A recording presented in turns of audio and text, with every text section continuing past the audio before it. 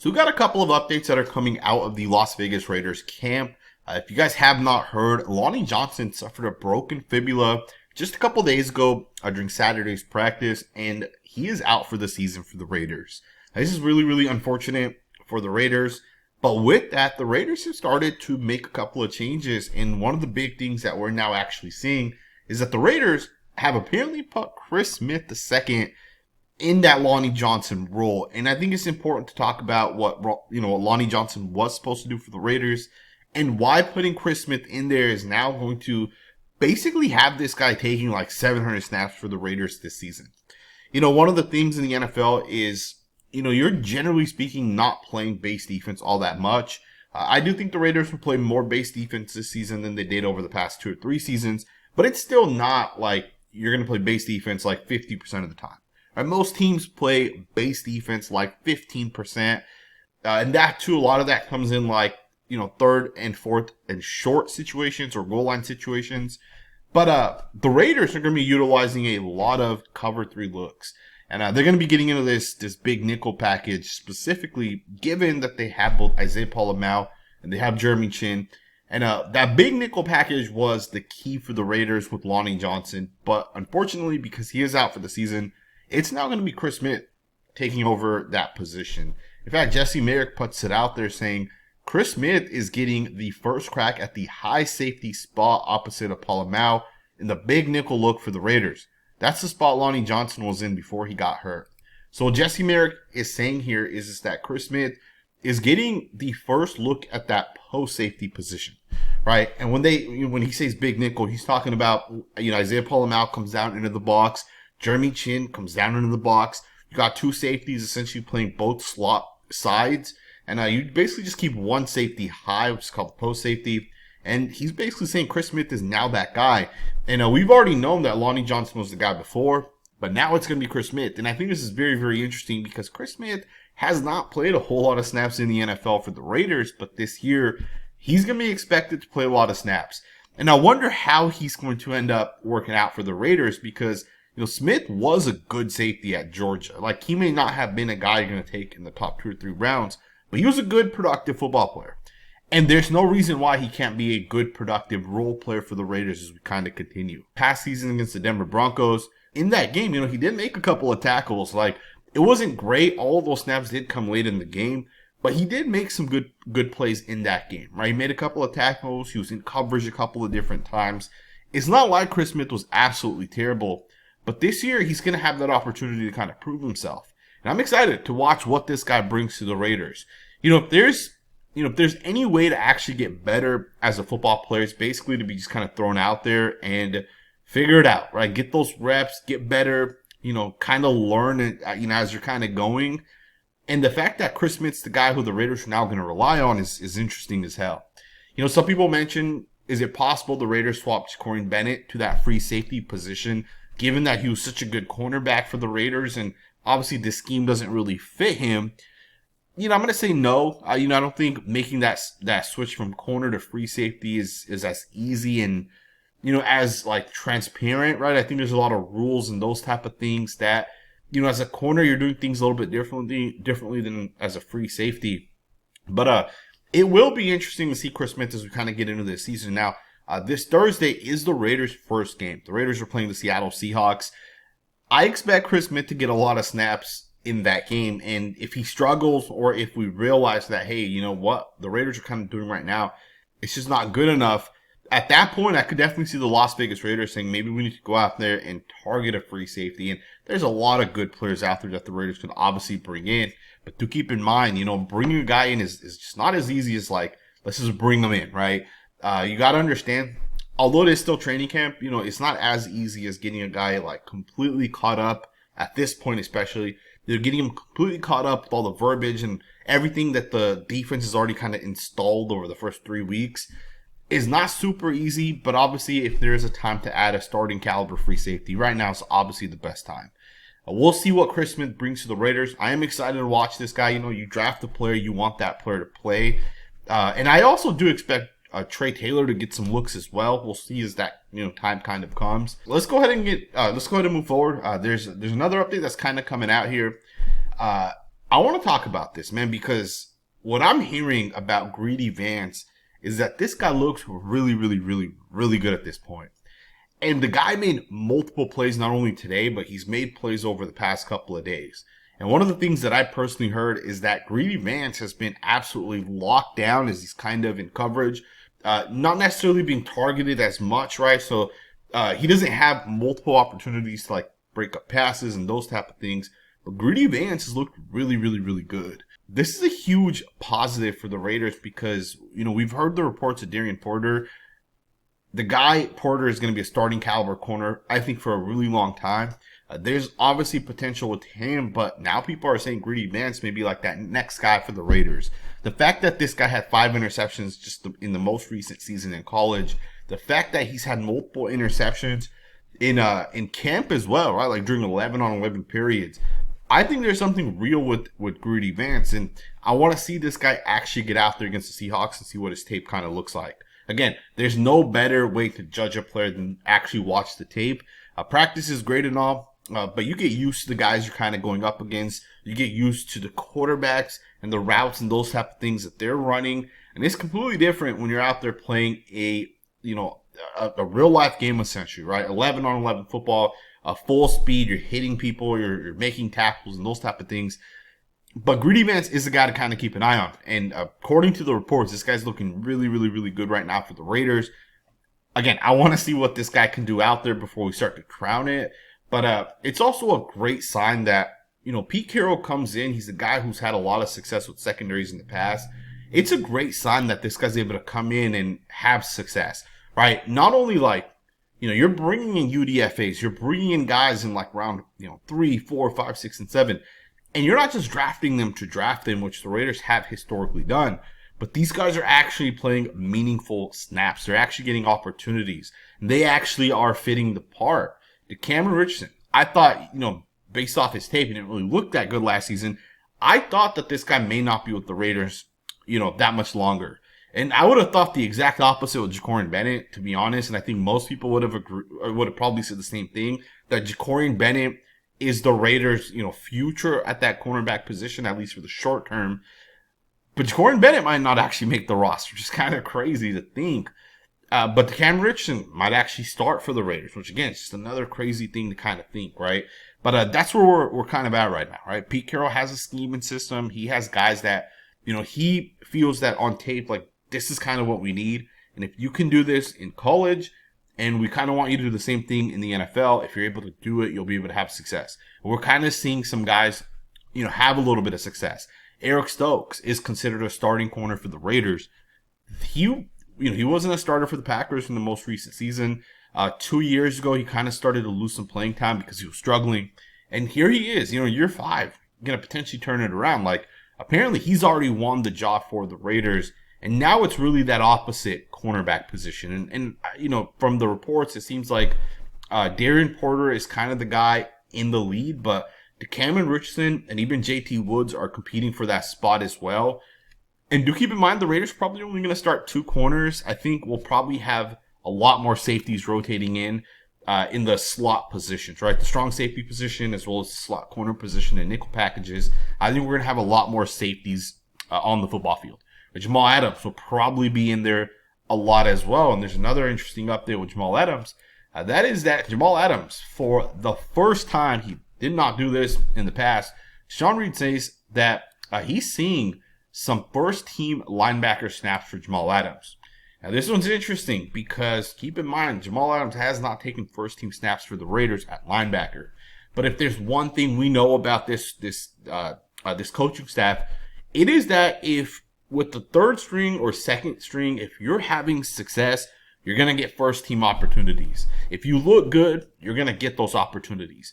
I feel like historically speaking, the Raiders have never really been open to giving guys, maybe younger guys that look, good with some of the younger, the younger second team, third team units.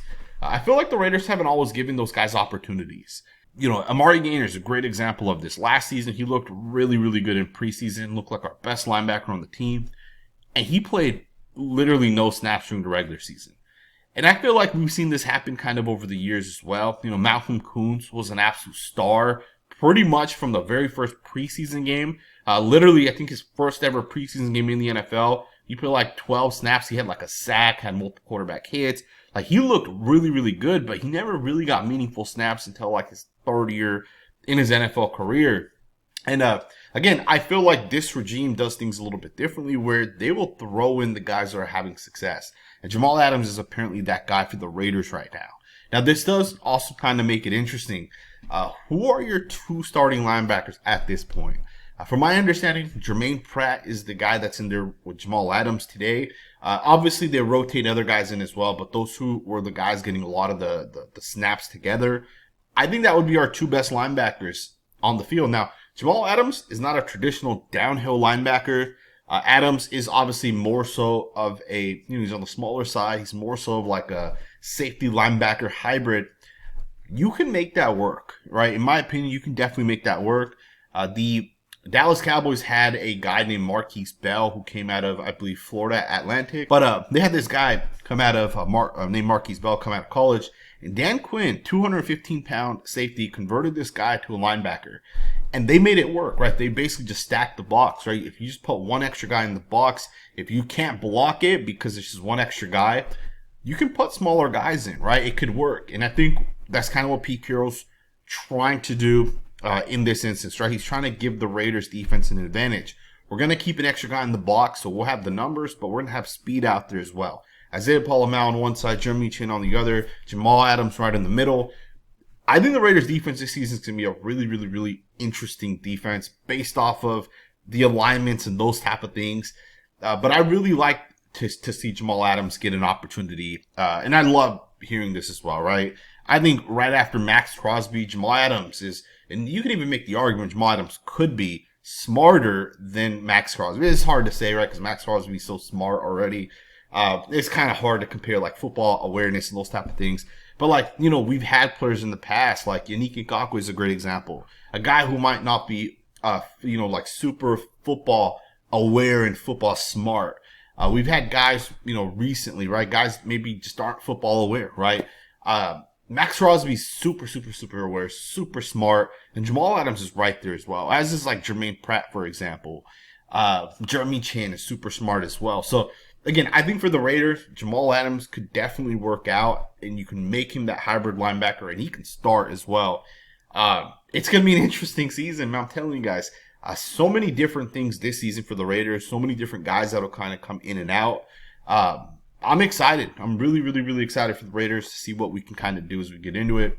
There's one final update that I want to get into. Based off of what we're hearing right now coming out of the Raiders, Raiders practice, based off of what we're hearing, it pretty much seems like the Raiders have basically, set their starting offensive line.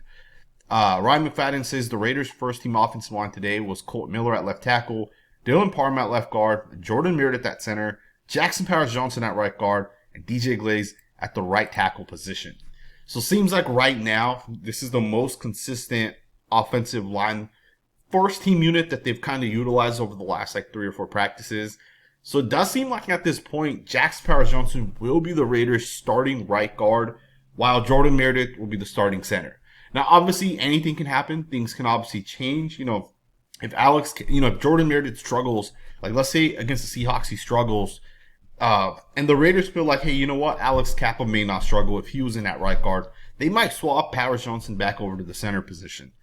And I know some of us don't like this, right? I don't personally like it. I think Powers-Johnson should be your starting center for the rest of his career. He's a Hall of Fame caliber player based off what he showed us in his first year, specifically at that center position. And, I don't agree with it, but I also understand if you want to win now, if you want to have the most success now, you can't rebuild your entire roster every step of the way in one off season, right? You're going to have weaknesses in your first ever season. And I think for the Raiders this season, they kind of knew that, hey, we're going to get Caleb Rogers. We're going to get Charles Grant. We're bringing in a couple other free agents, but this year, our offensive lines, might be one of the weaknesses on this roster. And I do think the O-line is one of the weaknesses. And I think it's more so because you don't really know what you have in guys like Meredith and Kappa and DJ Glaze and Dylan Parham. You don't really 100% know, but you put the investments in. even with Caleb Rogers and Charles Grant, you're not going to start these guys right away. And I think the Raiders kind of knew that coming into this season. And I think it makes sense that you're going to put the best 5 out there. You want to be the best football team. You want to have the most success. Your weakness, probably the offensive line. To have the most success, it just kind of makes sense to go forward with this, these 5 guys. And I think it makes sense for the Raiders just to kind of roll forward with it. But I will keep an eye on how Jordan Meredith kind of looks out there. I've seen some of the, I've watched some of the footage that was coming out at a Saturday's open practice, even more than what we kind of broke down in the actual video on Saturday. Jordan Meredith to me doesn't look great, right? And I'm just being 100% honest. I liked, like Andre James, for example, when he came in, I liked what he kind of flashed and what he kind of showed early on in his career, but he never really developed, right? He never got stronger. He never got more physical. He just kind of stayed where he was at in terms of the development. And over time, you realize that, like, you have to upgrade at some point. Yes, having, like, the 18th best center is okay if he's a first, second, third year player. But if he doesn't ever become, like, a top 10 player, you have to move off of him and try to get yourself a top 10 player. I say all that because watching Jordan Meredith, it kind of reminded me of Andre James a little bit at the center position from some of the clips. Now, keep in mind, right, those are clips, bad quality, doesn't look great. It's hard to kind of tell, based off the angles. I want to see what Jordan Meredith actually looks like out there, because I think the easiest way to get to the quarterback is right through the center, right? If your center is not a top-notch center, you could potentially struggle. And it's really, really easy as a defensive coordinator to find a weakness and say, hey, we're going to take this matchup and we're going to isolate this guy, right? It's super easy to show blitz from your slot corner and force the offensive line to slide to the left. It's super easy to line up, a 3 technique and then a 1 technique on the other side to isolate, or put a 3 technique and a 1 technique on the same side to isolate your center, right? It's easy to do certain things to take advantage of certain matchups. And, teams will attack Jordan Meredith if he struggles. And I think especially given that he's a center, yes, you could help him and double team him as much as possible. But, I just feel like with Jackson Powers-Johnson at center, it's easier for him to help, if there's a weak point on the offensive line, as opposed to Powers-Johnson's at the right guard position. It'd be easier to potentially take advantage of Meredith if, Dylan Parham's not super great either. Another thing I do like, though, about Jackson Powers-Johnson being at right guard is this allows him and DJ Glaze to potentially play with one another. I think for offensive line, confidence is one of the things that's very, very, very important. And DJ Glaze has flashed. And, DJ Glaze did trend a little bit on social media. Some people are like, hey, how do you have that losing rep to, I believe it was Jafari Harvey, I think is his name. I may have butchered that. But the Raiders have a UDFA rookie who ended up beating DJ Glaze on a rep. And, it went viral. Like, a guy posted it, had like 500 likes. People were trashing DJ Glaze. We do have to recognize this guy could just be really, really, really good. Or it could also just be, one losing rep. Maybe there was some miscommunication. Maybe Glaze thought he was going to have some sort of influence by the running back. We don't really know, right? But I do like the idea of having Jackson Powers-Johnson next to DJ Glaze, because DJ Glaze has flashed, right? He has actually looked good.